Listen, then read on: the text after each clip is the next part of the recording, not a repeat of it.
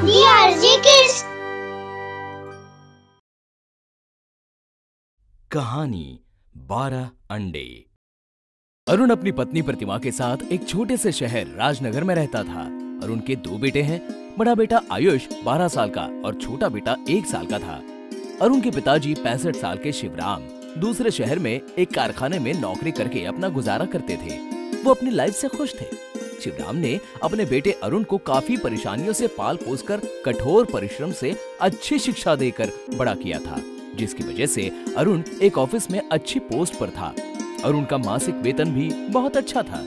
सब कुछ ठीक चल रहा था कि एक दिन अचानक प्रतिमा ने अरुण से कहा, सुनो जी, बहुत दिनों से मेरे मन में एक बात है, वो मैं आपसे कहना चाहती हूँ। कहो, क्या बात है?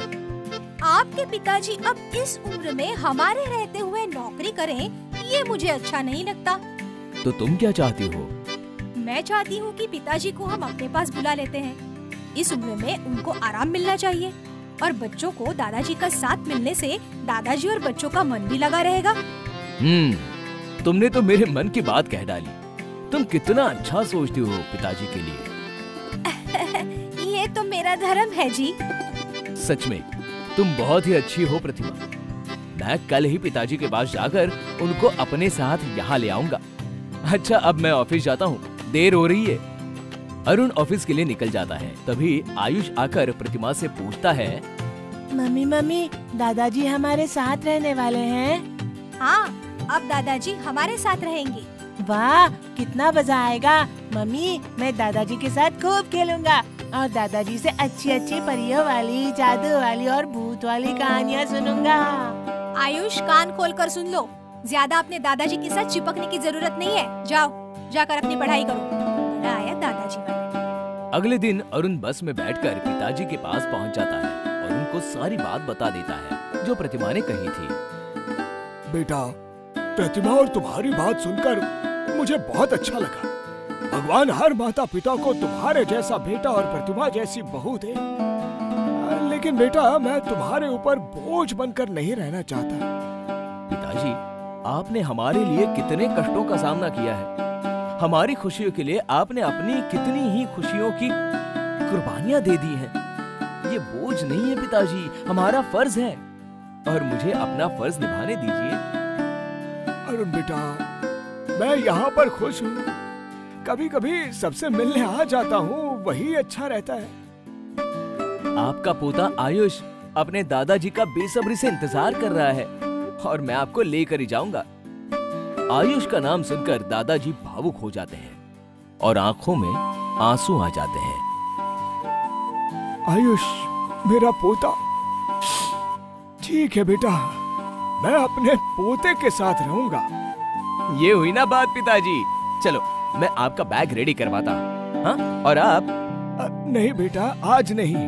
मैं यहाँ का सारा काम खत्म करके परसों सुबह की बस से तुम्हारे पास आ जाऊंगा। ठीक है पिताजी, मैं चलता हूँ। आज यहीं रुक जाओ, कल चले जाना। ऑफिस का बहुत काम बाकी है पिताजी, इसीलिए जाना पड़ेगा। अच्छा, प्रणाम पिताजी। आशीर्वाद। अरुण पिताजी के पैरों को छूकर प्रणाम करके चला जाता है। आयुष अपने दोस्त शिवम के साथ स्कूल के ग्राउंड में बेंच पर बैठकर लंच टाइम में खाना खाते हुए दादाजी की बात कर रहा है और बहुत खुश है। दूसरे बच्चे भी खेल रहे हैं। शिवम, पता है कल मेरे दादाजी आने वाले हैं। अब वो हमारे साथ ही रहेंगे, बहुत मजा आएगा।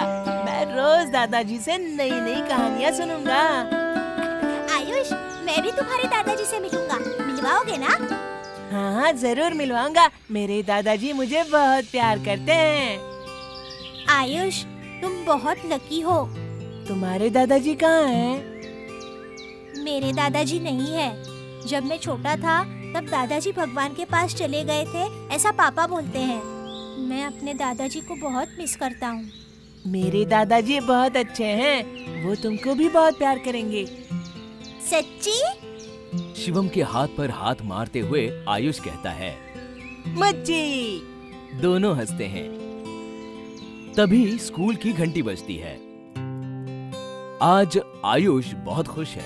आज आयुष के दादाजी आने वाले हैं। अरुण दादाजी को बस स्टैंड से लेकर आया है। घर में छोटे बच्चे को प्रतिमा बोतल से दूध पिला रही है। बच्चा खेलते हुए दूध पी रहा है। आयुष छोटे भाई से और मम्मी से बात करता है। छोटू, अभी हमारे दादाजी आने वाले हैं। हाँ हाँ, ठीक है, ज्यादा खुश होने की जरूरत नहीं है। तभी अरुण और दादाजी घर में आ जाते हैं। अरुण सामान रखता है। आयुष भागकर दादाजी के पास आता है। दादाजी उसको चॉकलेट देते हैं। प्रतिमा दादाजी के पैर छूकर प्रणाम करती है। आयुष चॉकलेट खाने लगता है। अरुण कहता है, प्रतिमा, पिताजी के नहाने के लिए गर्म पानी कर देना। मैं ऑफिस जा रहा हूँ, शाम को जल्दी आ जाऊंगा। और आयुष, दादाजी को आराम करने देना, ज्यादा परेशान मत करना। ठीक है पापा। अच्छा पिताजी, मैं चलता हूँ। आप खाना खाकर आराम करना। बेटा, मेरा एक काम करना, ऑफिस से आते हुए अंडे ले आना। डॉक्टर ने रोज 2 अंडे खाने के लिए बोला है। ठीक है पिताजी। अरुण ऑफिस चला जाता है। आयुष दादाजी के पास बैठकर बातें करता है। दादाजी, आप मुझे जादू वाली और परियों की कहानी सुनाओगे ना? हाँ बेटा, मेरे पास बहुत सारी कहानियाँ हैं। मैं रोज रात को एक कहानी सुनाऊंगा।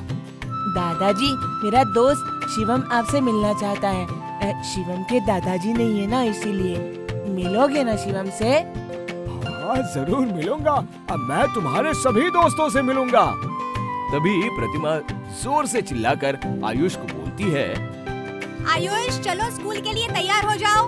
फालतू बातें करके टाइम खराब मत करो। और आप, हाँ, जल्दी से छोटू के लिए डायपर ले आओ। मैं अभी आता हूँ। दादाजी बाहर चले जाते हैं। मम्मी, आप दादाजी से इस तरह बात क्यों कर रही हो? मुझे पता है किससे कैसे बात करनी चाहिए। जाओ, अपनी स्कूल बैग लाओ। बेटा, स्कूल के लिए तैयार हो जाओ। हम शाम को बात करेंगे। हाँ। रात को दादाजी आयुष को परी की कहानी सुना रहे थे। तभी प्रतिमा आयुष को बुला लेती है। फिर क्या हुआ दादाजी? फिर बहुत सारी परियां आती हैं और छोटी सी परी को अपने साथ ले जाती हैं। आयुष, इधर आकर पढ़ाई करो। दादाजी, मैं जाता हूँ। आगे की कहानी कल सुनूंगा। आयुष चला जाता है। प्रतिमा दादाजी के साथ अच्छा व्यवहार नहीं कर रही थी। सुबह दादाजी और आयुष मॉर्निंग वॉक करके घर आते हैं। आज आयुष के स्कूल की छुट्टी है। अरुण जल्दी ऑफिस चला गया। आयुष, जल्दी से दूध पी लो। प्रतिमा बेटी, मुझे भी 2 अंडे उबाल कर दे दो।